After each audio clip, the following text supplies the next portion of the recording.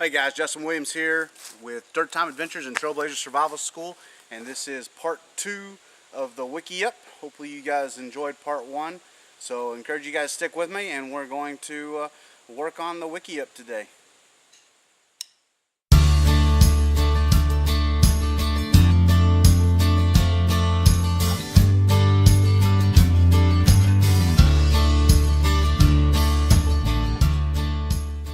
So I got a lot of feedback from some of the images that I posted on the Wikiup on Facebook, and a lot of people had a lot of questions, so I was excited to be able to answer some of those, but also just encourage people to get out and train and to take a class. It's very rewarding to be able to go out and accomplish something as big as a Wikiup. And like I said in part 1, this isn't the type of shelter you're going to build in a day or two. You're going to continue to add to this shelter for weeks on end. This is the type of shelter where you go out into the woods and you don't plan on coming back, or you have messed up big time and gone out to a remote location without letting anybody know where you're at, which is a big problem. But we want to be able to prepare you with the skills needed to be able to survive and thrive and live primitively in the wilderness without any means or necessity to return. And so this shelter here is perfect for communal living, but also for an individual to be able to establish themselves permanently or long term. A lot of people I know have built shelters similar to this that have actually lived in them. One of the guys I trained with, Josh Hamlin, he lived almost 2 years in something similar to a Wikiup, and so it's definitely possible to make a life in this type of environment with a shelter such as this. One of the main questions I got, though, which would kind of seem obvious but maybe not so much, is what do you do with the top half? And what you pretty much do in a survival situation is you would build a ladder. You would take a tripod, or you wouldn't even need a tripod, just a bipod, make a triangle out of it, and then put you in some ladder steps, and you got a ladder. And so therefore you just start adding to the top. And so far this morning we've added vines to the top, and now it's time to begin thatching again. So not a lot of new or exciting stuff on this episode so far, but hopefully we can add some stuff and give you some ideas.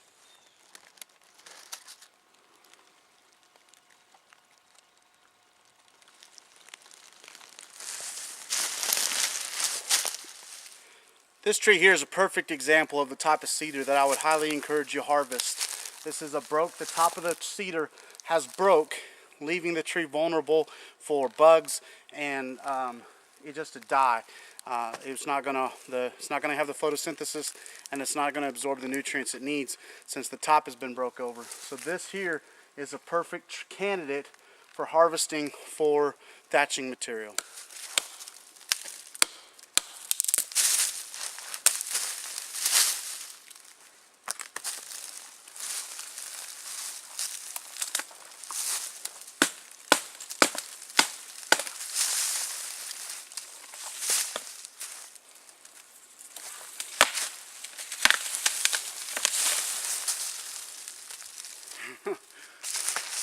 I should have just broke the whole branch off. Saved myself from dragging anything else.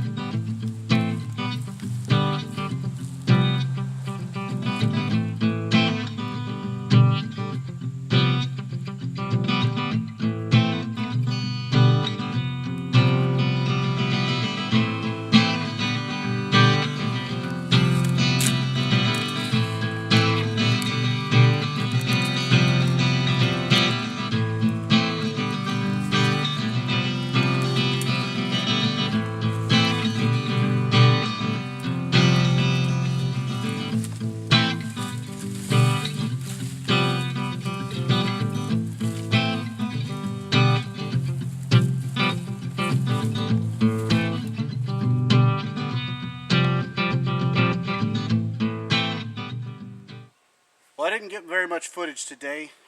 Didn't think you guys would be too interested in seeing just the slow process of thatching it, but pretty much like you said, you built the ladders and just go around and thatch it. And so far I've got pretty much 4 days in on the build, and where it's just dedicated to this project, and it's been a good project. I've really enjoyed it.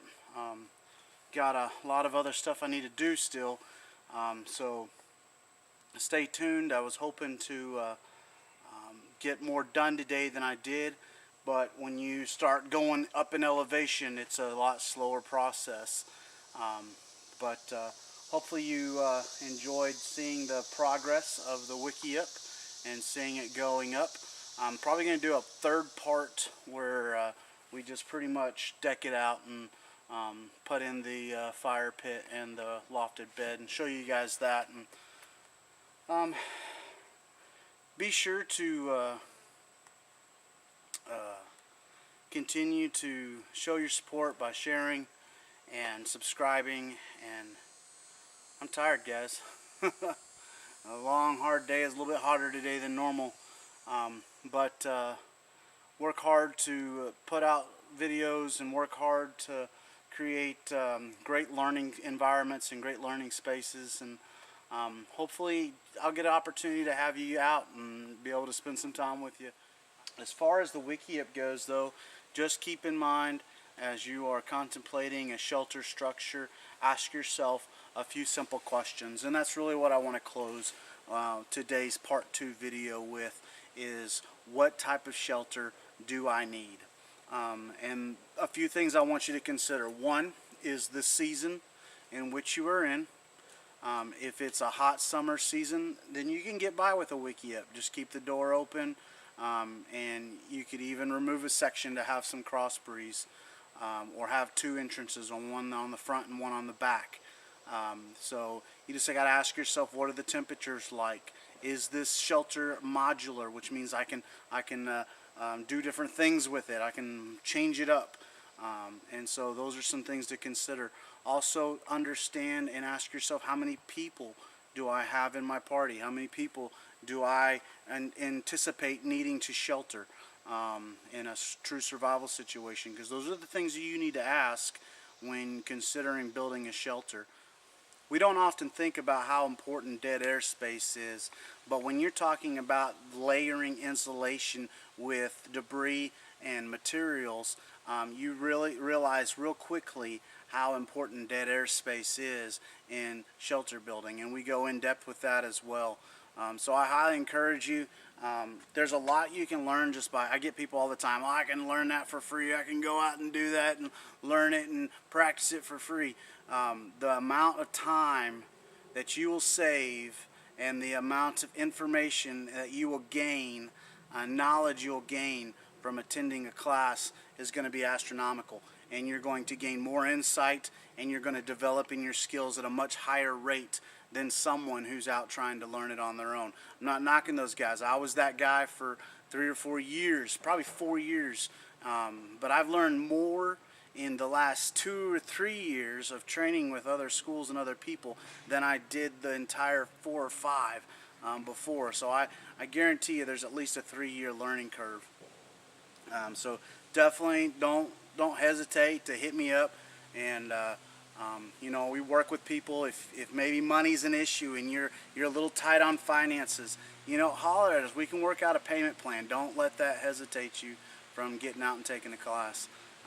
And I encourage you, you know, whether it's Trailblazer Survival or any of the other amazing schools out there, don't ever stop learning. Always be pushing yourself and growing in your skills, because that's where true self-reliance comes, when you've harnessed the ability to survive and thrive and live in any environment. Well, guys, thanks for tuning in for my Wikiup video part 2. Be sure to stay tuned for part 3 as we deck out the Wikiup, guys. Looking forward to it. As always, I want to remind you, keep it practical, primitive, and prepared.